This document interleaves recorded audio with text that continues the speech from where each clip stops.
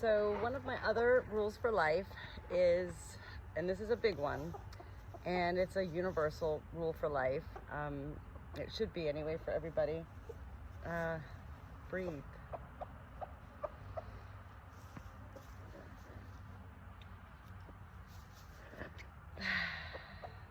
Breathe. The most fascinating information I ever found on breathing was that the moment we are born, as a newborn baby, when we suckle onto our mother's breast, the milk begins to flow into our mouth as a newborn, just being introduced to this world, to this life, knowing nothing beyond the womb and unknowing what we knew in the womb, right? So what happens is that milk starts to come very fast. And so we immediately, instinctually, on our own, learn the very first thing to halt our breathing, to stop our breathing by manipulating our tongue, putting it to the roof of our mouth, blocking off the nose to mouth passage. It's like we learn that as a newborn infant. And when you think about it, that's a necessary means as a newborn, because sometimes if the milk comes too fast, then, well, you drown. So instinctually, the baby, the newborn, it's survival of the fittest. But what happens in life as we continue to grow up, live life, is we forget to breathe. I mean, and it sounds crazy because obviously we need to breathe, right? So we can't survive without breathing. So we do breathe, but we get to certain points where we become completely unaware or even thinking of breathing through such tasks.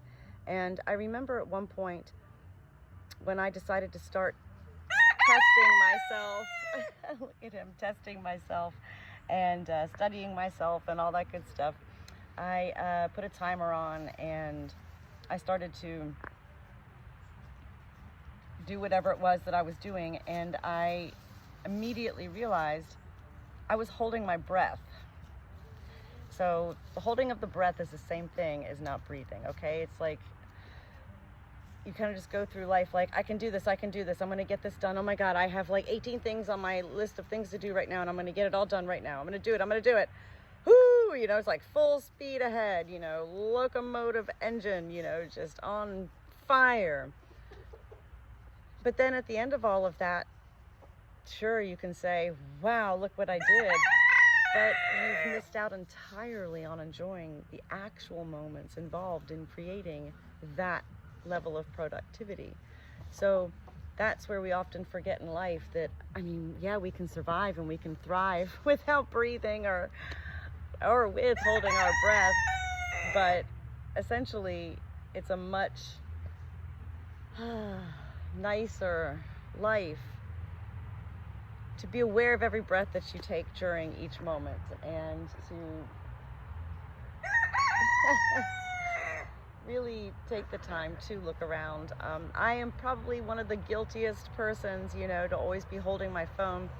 There's just so much to access on phones these days, and I am a writer, and so I'm constantly writing. I've got my to-do lists, my daily journals, my lists for my parents, my dream lists, my barn lists, my chore lists. The lists are endless.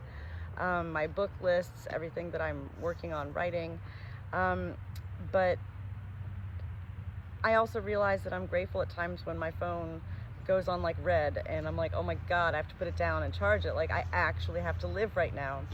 And it's at those moments when I do put my phone down that I realize I really can breathe. So, holding our phone is a huge thing, even if it's in our back pocket, even if it's not on us, in our hand. The knowing that we have it really hinders us and stops us from breathing and enjoying life. So, first rule of life was abs to core. And now we have breathe as the second rule for life. Breathe.